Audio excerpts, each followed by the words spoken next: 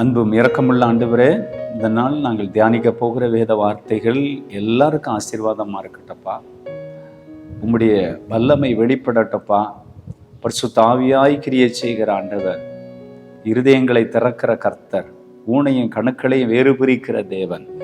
ஆண்டவரே ஸ்தோத்திரம். முகத்தை பார்க்கிறவர் மனுஷன், இருதயத்தை பார்க்கிற தேவனே, ஒவ்வொரு பிள்ளைகளோடும் நீங்கள் இன்றைக்கு பேசுங்க, இடைப்படுங்க, தடைகள் நீங்கட்டும்ப்பா. ஸ்தோத்திரம். உம்முடைய வார்த்தை அனுப்பி நீர் விடுதலை உண்டாக்குகிற தேவன் அல்லவா. உம்முடைய ஆளுகை எங்கள் நடுவில் வரட்டும். பரலோகத்தின் தேவனுடைய மகாபரிய கிருபை வெளிப்படட்டும்ப்பா. பேசுகிற என்னை மறைத்தருடும். உடைய மக்களுக்கு பிரயோஜனமாக பரிசுத்த ஆவியானவர் பேசும். இயேசு கிறிஸ்துவின் நாமத்தில் ஜெபிக்கிற நல்ல பிதாவே, ஆமென், ஆமென். சங்கீதம் 84 அதிகாரம் அதனுடைய 11வது வசனத்தை வாசிக்கிறேன். தேவனாகிய கர்த்தர் சூரியனும் கேடகமானவர். கர்த்தர் கிருபையும் மகிமை அருளுவார். உத்தமமாய் நடக்கிறவர்களுக்கு நன்மையை வழங்காதிரார். உத்தமமாய் நடக்கிறவர்கள், உத்தமமாய் நடக்கிறவர்களுக்கு ஆண்டவர் நன்மையை வழங்காமல் இருக்க மாட்டார். இந்த உலகத்துல ஆண்டவரை அநேக மக்கள் பின்பற்றினாலும் உத்தமமாக பின்பற்றுகிறவர்களை ஆண்டவர் ரொம்ப கவனித்து பார்க்கிறார். ஏதோ ஒரு தேவைக்காக ஆண்டவரை தேடி வர்றவங்க உண்டு, விடுதலைக்காக வர்றவங்க உண்டு, பல காரியத்துக்காக வர்ற ஒரு கூட்டம் இருக்கு. அதை ஆண்டவராகிய இயேசு கிறிஸ்துவை அவருடைய வாழ்க்கையின் நாட்களில் அவர் அதை தெளிவாக பேசியிருக்கிறார். சில கூட்டம் குறைய கண்டுபிடிக்கிறதற்காக தேவ சமூகத்துக்கு வருகிறது. சிலர் ஆண்டவரிடத்திலிருந்து ஏதோ ஒரு நன்மையை மாத்திரம் எதிர்பார்த்து வர்றாங்க. சிலர் மாத்திரம் உத்தமமாக தேவனை பின்பற்றுகிறார்கள். ஆனா வசனம் என்ன சொல்லுது? உத்தமமாய் நடக்கிறவர்களுக்கு, ஆண்டவருடைய வசனத்தை கேட்டு உத்தமமா நடக்கணும்னு தீர்மானித்து வாழ்றவங்களுக்கு ஆண்டவர் நன்மையை வழங்குகிற ஒரு நல்ல தேவன். இந்த உத்தமமாய் அப்படின்னு அந்த வார்த்தையை குறித்து 2 கொரிந்தியருக்கு எழுதின அந்த அதிகாரத்தில் 2 கொரிந்தியர் 10ஆம் அதிகாரம் அதனுடைய 18வது வசனத்தை நம்ம வாசித்து பார்த்தா, அந்த அதிகாரத்தின் வசனம் என்ன சொல்ல தெரியுமா? அந்த வார்த்தை இவ்விதமா சொல்லுது, வாசிக்கிறேன், கவனிங்க. தன்னைத்தான் புகழுகிறவன் உத்தமன் அல்ல, கர்த்தரால் புகழப்படுகிறவனே உத்தமன். உண்மையாகவே நம்மை நாமே புகழ்ந்தா அது அல்ல. கர்த்தர் நம்மை குறித்து புகழணுன்ற ஒரு வாழ்க்கை வாழணும். கர்த்தரே புகழும். கர்த்தர் வேதத்துல நிறைய பேரை குறித்து அவரே புகழ்ந்திருக்கிறாரு. அவங்க வாழ்க்கையை குறித்து ஆண்டவர் ரொம்ப மெச்சு பேசியிருக்கிறாரு.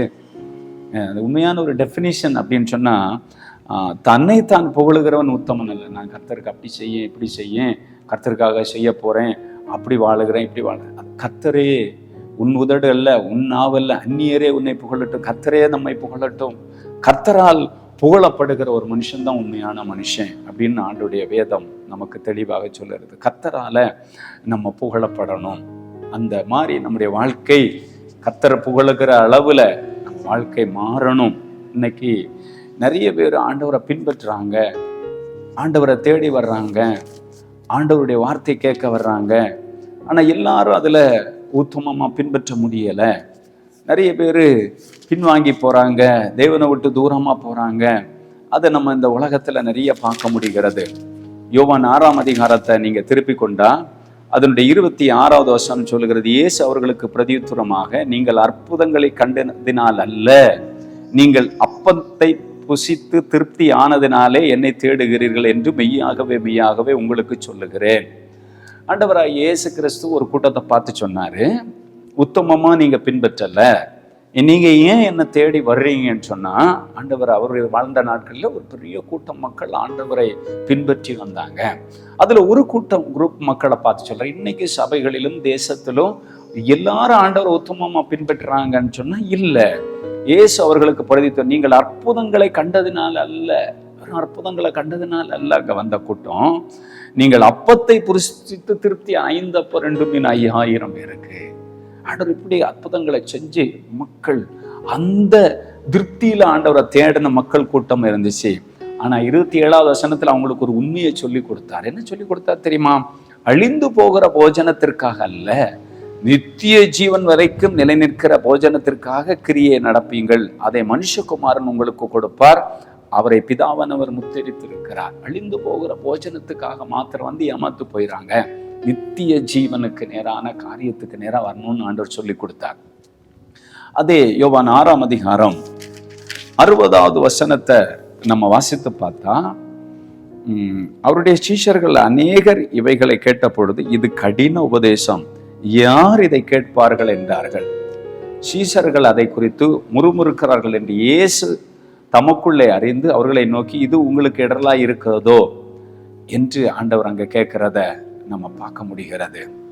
நிறைய பேரு முதல் ஸ்டெப் விசுவாசத்துல நல்லா வருவாங்க, அப்புறம் பின்வாங்கி போவாங்க. எல்லா சபைகளையும் ஒரு கூட்டம் பின்வாங்கி போற கூட்டம் இருக்கு. ஆண்டவரிடத்துல ரொம்ப முதல் வரும் பொழுது ரொம்ப அவங்கள மாதிரி யாரும் இருக்க முடியாது. அவங்கள பார்க்கும் பொழுது, ஐயோ இவங்க இப்படியெல்லாம் சபையில் ஆக்டிவா மாறுறாங்களே, ஊழியத்தில் இப்படி இருக்கிறாங்களேன்னு நம்மவே பார்க்கும் பொழுது மிரண்டுரும், அதிசயப்பட்டுரும். அந்த அளவுக்கு ஒரு கூட்டம் இருக்கும். ஆண்டவராக இயேசு கிறிஸ்துவின் காலத்துல ஒரு கூட்டம் வந்துச்சு, கொஞ்ச காலம் இருந்துச்சு. ஆண்டவர் சொல்றாரு இல்லையா, வழியருகே விழுந்த விதை, கற்பாறையில விழுந்த விதை, முள்ளுக்கிடையே விழுந்த விதை. இந்த மாதிரி கேட்டகிரி கொஞ்ச காலம் இருக்கும். சோதனை வசனத்தின் நிமித்தம் ஒருத்தரும் இடரல் வந்ததும் போயிடும். சிலது முள்ளுக்கிழ விழுந்த மாதிரி உலக கவலை ஐஸ்வர்யத்தின் மயக்கம், சிலதுதான் நல்லதுல விழுந்தது மாதிரி ஆண்டவருக்காக பலன் கொடுக்கும். இங்க ஆண்டவருடைய வசனம் என்ன சொல்லு தெரியுமா? அவருடைய சீஷர்கள் அநேகர் பின்வாங்கி போகிற ஒரு காரியத்தை பார்க்க முடிகிறது.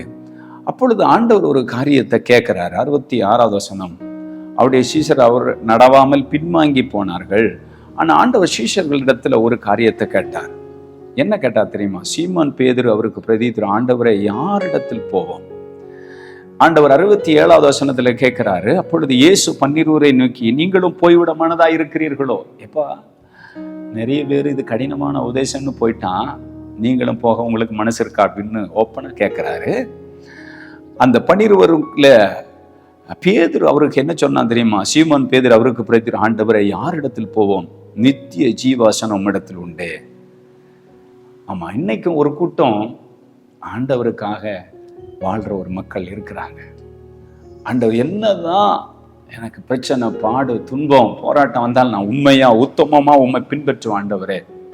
ஒரு கூட்டம் சாப்பாட்டுக்காக பின்பற்றிச்சு, ஒரு கூட்டம் ஆண்டவராக இயேசு கிறிஸ்துவோட குறைய கண்டுபிடிக்க பின்பற்றிச்சு, இன்னொரு கூட்டம் தேவனுடைய சத்திய வசனங்கள் அவங்க வாழ்க்கைக்கும் இதுக்கும் ஒத்துப்போகாத மாதிரி அவங்களுக்குன்னு மனதில் கொஞ்சம் விருப்பம், ஆசை, உலகத்தில் வாழணும் அப்படியெல்லாம் இருந்து தேவனுடைய வசனம் அவருடைய வார்த்தைக்கு கீழ்ப்படிய மனது இல்லாமல் கொஞ்சம் கூட்டம் போயிடுச்சு. அப்போ ஆண்டவர் கேட்டாரு, அவருடைய பிரசங்கத்தை கேட்கும் அவரை பின்பற்ற நாட்களிலே போயிருக்கிறாங்கன்னா, இந்த நாட்களிலும் நிறைய பேர் பின்வாங்கி போகிறத பார்க்க முடியுது. இயேசு சொன்னார், மனுஷகுமாரன் வரும் காலத்துல பூமியில விசுவாசத்தை காண்பாரோ. இன்றைக்கு அதனால பின்வாங்கி போகிற கூட்டத்தை பார்த்து நம்ம சோர்ந்து போகக்கூடாது, அவங்களுக்காக ஜெபிக்கணும். ஆனா ஆண்டவர் நம்ம கூட இருந்து அழகா நம்ம நடத்துவார். உத்தமமா பின்பற்ற மனுஷர்கள் இருப்பார்கள். நித்திய ஜீவன்களுக்கு எவர்கள் பாக்கியவான்களோ அவர்கள் நிச்சயம் அந்த நித்திய ஜீவனுக்கு பாக்கியவான்களாக ஆண்டவரை ஏற்றுக்கொண்டு ஆண்டவரை பின்பற்றுவாங்க. ஆண்டவர் ஃப்ரீ வில்ல கொடுத்திருக்கிறார், கட்டாயப்படுத்த மாட்டார். ஜீவ வழியும் மரண வழியும் வச்சிருக்கிறாரு. யாருக்கு நன்மையும் தீமையும் வச்சிருக்கிறாரு. தெரிந்து கொள்ளும் மகா பெரிய மேன்மை மனுஷன் கையில கொடுத்திருக்கிறாரு. இன்னைக்கு நம்ம எப்படி ஆண்டவரை பின்பற்றுறோம்? நம்ம எப்படி உத்தமமா பின்பற்றுறோமா? உத்தமமா பின்பற்றினா நன்மை வழங்காம இருக்க மாட்டார். உத்தமமா பின்பற்றணும். தேவனை பின்பற்றின உத்தமமான மனிதர்கள் இருக்கிறார்கள். அதை குறித்து வேதம் சொல்லுகிறது. யோசுவா காலேபை குறித்து ஆண்டவர் சொல்றாரு, அவங்க என்னை உத்தமமா பின்பற்றினாங்க. இஸ்ரேல் ஜனங்களில அந்த நாட்களில எல்லாரும் புறப்பட்டாங்க. தேவன் 10 வாதைகளினால பார்வோனின் அடிமைத்தனத்தின் விடுதலையாக்கி செங்கடலில் அவங்க ஞானஸ்நானம் பண்ணப்பட்டாங்க. ஆனால் எல்லாரிடத்திலும் ஆண்டவர் பிரியமா இருக்க முடியல. அவர்கள் முறுமுறுத்தார்கள், பரீட்சை பார்த்தார்கள். தேவனிடத்துல மோசே அவரை நடத்தி வந்த மோசேக்கு விரோதமாக அவருக்கு எதிராக எழும்பினார்கள். அவர்கள் அநேகர் அந்த கானானுக்குள்ள போகல. எல்லா அந்த குறிப்பிட்ட 20 வயதுக்கு மேல உள்ளது எல்லாமே மாண்டு மடிந்து போனது. ஆனா யோசுவா காலேபெல்லாம் அந்த வயதில் இருந்தாலும் அவங்க ஆண்டவர் உத்தமா பின்பற்றினாங்க. நம்ம இந்த வார்த்தை கேட்கிற நீங்க உண்மையா ஒரு பின்பற்றுறதுல என்ன ஆண்டவரே, நான் பொருளுக்காகவோ இப்போ ஆண்டவரே எனக்கு இல்லாமல் போனாலும் நீ மாத்திரம் எனக்கு போதும், நான் உண்மையை சார்ந்து நிற்பேன், உண்மையா பின்பற்றுவேன், ஆண்டவருக்கு விசுவாசத்தில் இருப்பேன்னு சொல்லி நீங்க பின்பற்றி பாருங்க. ஆண்டவர் நிச்சயமாக அந்த 2 பேருக்கு வித்தியாசத்தை காட்டுவார். ஆண்டவர் உண்மையை பின்பற்றாதவங்களுக்கும் பின்பற்றுகிறவர்களுக்கும் வித்தியாசம் உண்டு என்பதில் எந்த சந்தேகமுமே இல்லை. இந்த கடைசி காலத்தில் இந்த மாதிரி நிறைய காரியங்கள் இன்னைக்கு வந்து கொண்டே இருக்கிறது, நடந்து கொண்டே இருக்கிறது. அந்த உலகத்தில் முடிவு காலத்தில் நம்ம ரொம்ப ரொம்ப கவனமாக இருக்க வேண்டும் என்று வேதம் நமக்கு தெளிவாக சொல்லுகிறது. நம்ம உத்தமமாக பின்பற்ற நம்முடைய வாழ்க்கையை ஆண்டவராகிய இயேசு கிறிஸ்துவுக்கு நாம் அர்ப்பணிக்க வேண்டும். ஆண்டவரை உண்மையாக பின்பற்றுகிற மனிதர்கள் ஆண்டவருடைய கண்கள் இந்த உலகத்தில் தேடிக்கொண்டே இருக்கிறது. யார் ஆண்டவர் உண்மையாக பின்பற்றுறாங்களோ அவங்க மேல ஆண்டவருடைய கண்கள் நோக்கமாகவே இருக்கிறது. ஆண்டவருடைய கண் எப்பொழுதும் நீதிமான்கள் மேல் அவருடைய கண்கள் நோக்கமாகவே இருக்கிறது என்று வேதம் சொல்லுகிறது. யாக்கோபு 1:12 சொல்லுகிறது, சோதனையை சகிக்கிற மனுஷன் பாக்கியவான்.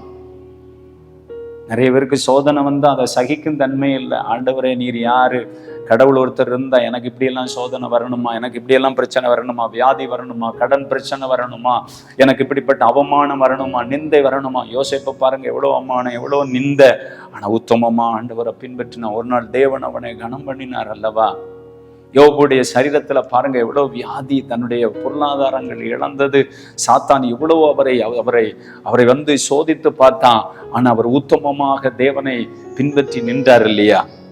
ஆண்டவருடைய வசனம் சொல்லுது, சோதனையை சகிக்கிற மனுஷன் பாக்கியவான், அவன் உத்தமன் என்று விளங்கின பின்பு கர்த்தர் தம்மிடத்தில் அன்பு கூறுகிறவர்களுக்கு வாக்கு தத்தம் பண்ணின ஜீவ கிரீடத்தை பெறுவான். அவர் வாக்கு பண்ணி இருக்கிறார், எப்ப உனக்கு ஜீவ கிரீடம் கொடுப்பேன், உத்தமமாம் பின்பற்றின அந்த ஜீவ கிரீடம் கிடைக்கும். இந்த வழியில முறுமுறுத்துட்டு போனவங்களும் அப்படியெல்லாம் நிறைய பேர் இஸ்ரேல் மக்கள் வழியில் அழிக்கப்பட்டாங்க தெரியுமா, பாம்புகளால் அழிக்கப்பட்டாங்க. நிறைய பேர் பூமி பிளந்து தாத்தான் அபிராம் கூட்டத்தை விழுங்கி போட்டது. அங்க நிறைய பேர் விபச்சாரம் பண்ணி நிறைய பேர் விழுந்து போனாங்க.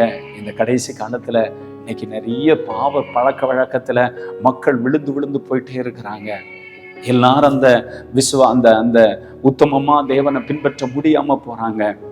நம்ம ஆண்டவர் உத்தமமா பின்பற்றணும். ஆண்டவருடைய வசனம் சொல்லுகிறது, நம்ம யாக்கோபுல ஆண்டவருடைய வார்த்தை சொல்லுகிறபடியே நம்ம உண்மையாக பின்பற்றுவோம்னு சொன்னா, இந்த சோதனை வந்தால், என்ன பாடுகள் வந்தால், என்ன பிரச்சனை வந்தாலும் அதை சகிக்கிறவர்களா இருந்தா நம்ம பாக்கியவானா இருப்போம். அவன் உத்தமன் என்று விளங்க பண்ணின கர்த்தர் தம்மிடத்தில் அன்பு கூறுகிறவர்களுக்கு வாக்குத்தத்தம் பண்ணின ஜீவ கிரீடத்தை ஆண்டவர் தருவார். அவர் ஜீவ கிரீடத்தை கொடுக்கிற ஒரு நல்ல தகப்பன். அவர் ஜீவ கிரீடத்தை வைத்திருக்கிறார். அவரிடத்துல மகாபெரிய கிருபைகள் நமக்கு உண்டு. எண்ணாகமத்தின் புஸ்தகம் 32 நம்ம திருப்பி கொண்டா இங்கே தேவனுடைய வார்த்தையை நம்ம பார்க்க முடியும். எண்ணாகமத்தின் புஸ்தகம் 32 அதனுடைய 11-12. உத்தமமாய் என்னை பின்பற்றின கோயோசியனான எப்னோயின் குமாரன் காலேபும் நூனின் குமாரனாகிய யோசுவாவின் தவிர எகிப்தில் வந்தவர்களில் 20 வயது முதல் அதற்கு மேற்பட்ட மனிதர்கள் ஒருவரும் என்னை உத்தமமாய் பின்பற்றாதபடியால் அவர்கள் நான் ஆபிரகாமுக்கும் ஈசாக்குக்கும் யாக்கோபுக்கும் ஆணையிட்டு கொடுத்த தேசத்தை காண்பதில்லை என்று ஆணையிட்டிருக்கிறார். ஆண்டவர் இங்க சொல்றார் பாருங்க, எவ்வளவு ஒரு வேதனையான காரியம். இஸ்ரேல் ஜனங்களுடைய அடிமைத்தனம், பார்வோன் அவர்களை கொன்று அழிக்க யோசேப்பு அறியாத ராஜா வந்த பிறகு இவங்களுக்கு சரியான சாப்பாடு கிடையாது, கடின உழைப்பு. ஆண்டவர் சொல்றார், இந்த அடிமைத்தனத்திலும் பாலும் தேனும் ஓடுற கானானுக்கு நான் உங்களை அழைச்சிட்டு போறேன்னு சொல்லி ஊரே பர்வதத்தில் மோசே ஆடுகளை மேய்த்து கொண்டிருக்கும் பொழுது ஆண்டவர் அந்த முச்செடியில தரிசனமாகி, மோசே நான் இருக்கிறவராக இருக்கிற தேவன் என்று சொல்லி தன்னை வெளிப்படுத்தி பார்வோனிடத்துல போய் ஆரோனையும் கூட அனுப்பி இந்த ஜனங்களை விடுதலையாக்கி அவர்களை 400 வருஷத்துக்கு மேலாக 430 ஆண்டுகள் அடிமைத்தனத்தில் ஆபிரகாமுக்கு வாக்கு பண்ணினார். இவங்க இந்த மாதிரி அடிமைகளாக இருப்பாங்க, அங்க இருந்து நான் விடுதலையாக்கி கொண்டு வருவேன்னு சொன்ன அந்த வாக்குறுதியின்படி இவங்களை பாலும் தேனும் ஓடுகிற தேசத்துக்கு ஆண்டவர் கொண்டு வந்தா, ஆண்டவர் சொல்லுகிறார், உத்தமமாய் என்னை பின்பற்றின நூனின் குமாரனாக யோசுவாவும் எப்னோயின் குமாரனாகிய காலேப்பும், இந்த 2 பேரை தான் ஆண்டவர் சொல்றாரு. அழைக்கப்பட்டவர் அநேகர், தெரிந்து கொள்ளப்பட்ட சிலர். அந்த சிலர்ல நீங்க இருக்கணும். ஒருவேளை அப்படி இல்லாம இருந்தாலும் இன்னைக்கு ஆண்டவர்கிட்ட சொல்லுங்க, நான் உத்தமமா உண்மை பின்பற்றணும், ஆண்டவர் எனக்கு உதவி செய்யும். அந்த எகிப்திலிருந்து வந்தவர்களில் 20 வயது முதல் அதற்கு மேற்பட்ட மனிதர்கள் ஒருவரும் என்னை உத்தமமாய் பின்பற்றாதபடியா. 20 வயசுக்கு மேல உள்ள இந்த 2 பேரை தவிர வேற யாருமே ஆண்டவர் உத்தமமா பின்பற்றலன்னு ஆண்டவர் சொல்றாரு.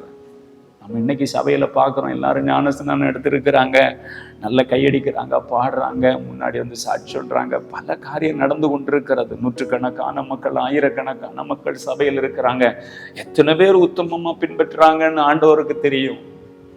வெளியே மனுஷருக்கு முன்ன நமக்கு தெரியலாம், இவங்க உத்தமர்கள், இவங்க உத்தமர்கள். நாளானது அதை விளங்கப்படும். அந்த நாட்களிலே அவ்வளவு லட்சம் மக்கள் பின்பற்றின வந்த இடத்துல இவங்க 2 பேரை குறிச்சே ஆண்டவர் சொல்லி இருக்கிறார். தெய்வ பிள்ளைகளை, நம்ம ரொம்ப ரொம்ப கவனமாக இருக்க வேண்டும். நாம் தேவனுக்காக வாழ வேண்டும். உண்மையாக நம்ம வாழ்ந்தா ஒரு நாள் தேவன் நம்மை குறித்து சாட்சி கொடுப்பார். தேவன் நம்மை குறித்து பேசுவார். இவங்களை 2 பேரை குறித்து ஆண்டவர் சாட்சி கொடுத்தார். தன்னைத்தான் புகழன் உத்தமன் அல்ல, கர்த்தரால் புகழப்படுகிற. கர்த்தர் வந்து இந்த யோசுவாவையும் காலேபையும் குறித்து சொல்றாரு. அவங்க எனக்கு உத்தமமா பின்பற்றினாங்க. அவங்க உத்தமமா ஆண்டவரை பின்பற்றினதை குறித்து வேதம் தெளிவாக சொல்லுகிறது. நம்ம கர்த்தரை உண்மையா பின்பற்றினா நிச்சயமாகவே உத்தமர்களுக்கு தேவன் துணை என்று வேதம் சொல்லுகிறது. உத்தமமாய் நடக்கிறவர்களுக்கு நன்மை வழங்காது இரார் என்று வேதம் நமக்கு சொல்லுகிறது. உத்தமமாக தேவனை பின்பற்றுவதற்காக தேவன் நம்மை அழைத்திருக்கிறார். நம்மை தேவன் உத்தமமாக தேவனுக்காக வாழ நம்மை அழைத்திருக்கிறார். யோசுவா 14ஆம் அதிகாரம் 8வது வசனம் சொல்லுகிறது, ஆனாலும் என்னோடு கூட வந்த என் சகோதரர் ஜனத்தின் இருதயத்தை கரைய பண்ணினார்கள், நானோ என் தேவனாகிய கர்த்தரை உத்தமமாய் பின்பற்றினேன். இங்க தேவ மனுஷன் சொல்றாரு பாருங்க, என கூட வந்த எல்லாரும் அந்த இருதயத்தை கரைய பண்ணின அவிசுவாசமான வார்த்தையை சொன்னாங்க. அவங்க வேவு பார்க்க போனாங்க. போயிட்டு வந்துட்டு வேவு பார்க்க அனுப்பின அந்த புருஷர்களில் இந்த 2 பேர் மாத்திரமே, அவங்க எவ்வளோ பெரிய மனிதர்களானாலும் நம்ம கூட இருக்கிற ஆண்டவரை கொண்டு நம்ம அவங்கள சந்திக்க முடியும் என்ற ஒரு பெரிய விசுவாசம் அவங்களுக்குள்ள இருந்தது. அவங்க சொல்ல, நானும் என் தேவனாகிய கர்த்தரை உத்தமமாய் பின்பற்றினேன். அந்நாளில் மோசே, நீ என் தேவனாகிய கர்த்தரை உத்தமமாய் பின்பற்றினபடியால் உன் கால் மிதிக்கிற உனக்கும் உன் பிள்ளைகளுக்கும் என்றென்றைக்கு சுதந்திரமாக கடவது என்று சொல்லி ஆணையிட்டார். ஆண்டவர் உத்தமமா நடக்கிறவங்களுக்கு பிராமிஸ் கொடுப்பார், ஆசீர்வாதத்தை கொடுப்பார், பரலோக வாழ்வை கொடுப்பார். உத்தமமாக நம்ம கர்த்தரை பின்பற்றும் பொழுது மேன்மையான பாக்கியத்தை தேவன் வைத்திருக்கிறார் என்பதில் சந்தேகமும் இல்லை. யோசுவாவின் புஸ்தகத்துல அந்த 1ஆம் அதிகாரத்தை நம்ம திருப்பி கொண்டா யோசுவாவின் புஸ்தகத்துல நம்ம வாசிக்க முடியும். ஆண்டவரை உத்தமமாய் பின்பற்றின அவருடைய வாழ்க்கையை தேவன் அபரிதமாக வழிநடத்தி ஆசீர்வதித்ததை பார்க்க முடியும். யோபுவை குறித்து ஆண்டவர் சாட்சி கொடுக்கிறார். யோபு தேவனுக்காக உத்தமமாக தேவனை பின்பற்றினதை குறித்து ஆண்டவரே சாட்சி கொடுக்கிறார். என் தாசனாகி யோபுவோ உத்தமமாக கர்த்தரை பின்பற்றினார் என்று ஆண்டவர் யோபுவை குறித்து சாட்சி கொடுக்கிறதை நம்ம பார்க்க முடியும். தேவ பிள்ளைகளே, மனிதரால் அல்ல, நம்ம அல்ல, ஆண்டவரால் நம்ம புகழப்படணும்னு சொல்லி நம்ம வாழுவோம்னு சொன்னா நம்ம வாழ்க்கையில ஒரு பெரிய மாற்றத்தை தேவன் தர வல்லமை உள்ள. கர்த்தர் சாத்தானை நோக்கி, என் தாசனாகி யோபு மேல் கவனம் வைத்தாயோ, உத்தமனும் சன்மார்க்கனும் தேவனுக்கு பயந்து பொல்லாப்புக்கு உலகுறவனும் ஆகிய அவனை போல பூமியில் ஒருவன் இல்லை என்றார். ஆண்டவர் ஒரு சாட்சி, உத்தமனும் சன்மார்க்கனும் யோபுவை குறித்து ஆண்டவர் சொல்றார் பாருங்க. அவ்வளவு அவன் உத்தமனாக வாழ்ந்ததை குறித்து வேதம் சொல்லுகிறது. தேவ பிள்ளைகளே, நம்ம வாழ்க்கை தேவனுக்கு முன்ன உத்தமமாக இருக்க வேண்டும். உத்தமமாக தேவனை பின்பற்றுகிறதற்காக நாம் தேவ சமூகத்தில் ஜெபிக்க வேண்டும். உத்தமமாய் வாழுகிறவர்களுக்கு தேவனாகிய கர்த்தர் அனுகூலமான துணையாக இருக்கிறார் என்று வேதம் நமக்கு சொல்லுகிறது. ஆண்டவர் நமக்கு பாதுகாப்பாக இருப்பார். சாலோமோன் ராஜா தேவனை உத்தமமா பின்பற்றாம போனான்.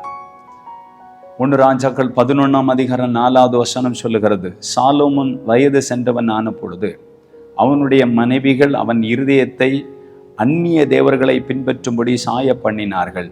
அதனால் அவனுடைய இருதயம் அவன் தகப்பனாகிய தாவீதின் இருதயத்தை போல தன் தேவனாகிய கர்த்தரோடு உத்தமமாய் இருக்கவில்லை. அல்லேலூயா. பாருங்க, எவ்வளோ பெரிய மனுஷன் தேவாலயத்தை கட்டி பிரதிஷ்டை பண்ணும் பொழுது தேவ மகிமை இறங்குச்சு. அவன் ஞானத்தை கேட்க நிறைய பேர் ஓடி வந்தாங்க. அவ்வளோ மகிமையானதை செய்த அந்த மனுஷன் இந்த பாவத்தில் விழுந்ததுனால தேவன் கொடுத்த அந்த நியாயத்தின்படி வாழாம நிறைய கல்யாணம் கட்டி அவன் வாழ்ந்ததுனால அவனுடைய மனைவிமார் அந்நிய மார்க்கத்தில் அவன் பொன் எடுத்ததுனால இவனுடைய இருதயத்தை வயதான காலத்துல வழி விலக போக செய்தாங்க. அதனாலதான் வேதம் சொல்லுகிறது, அந்நிய நுகத்துல பிணைப்படாதிருங்கள்னு ஆண்டவர் சொல்றார். ரட்சிக்கப்பட்ட பிள்ளை நீ இன்னொரு மனைவியோ கணவனையோ ரட்சிப்பியா உனக்கு தெரியாது. இந்த வசனம் சொல்லுகிறது, சாலோமன் வயது சென்றவனான பொழுது அவனுடைய மனைவிகள் அவன் இருதயத்தை அந்நிய தேவர்களை பின்பற்றும்படி சாய பண்ணினார்கள்.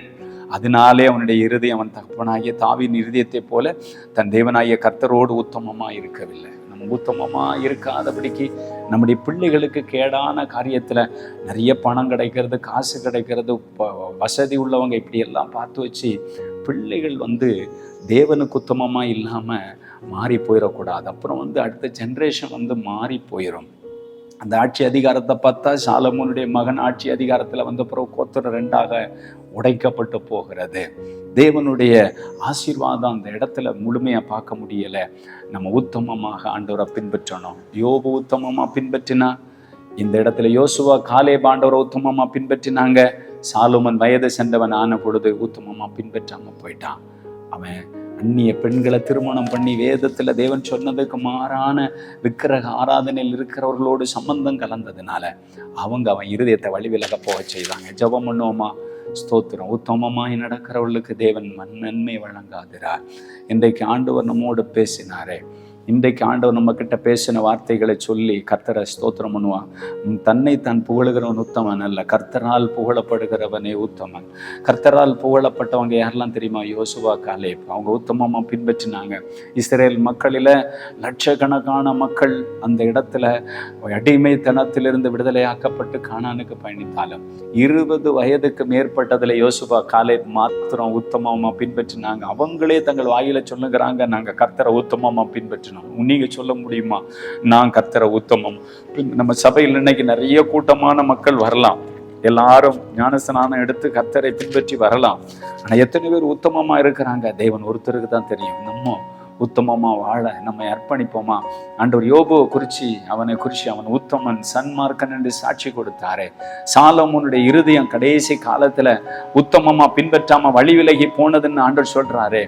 அந்த மாதிரிப்பட்ட காரியங்களை நம்ம செய்யாம அர்ப்பணிப்போமா? ஹல்லேலூயா, ஸ்தோத்திரம். ஹல்லேலூயா. ரபா தலா ஷகன் தலேனா தரு. ஆவியானுடைய பிரசன்னம் இப்பொழுது இறங்கி வருகிறது.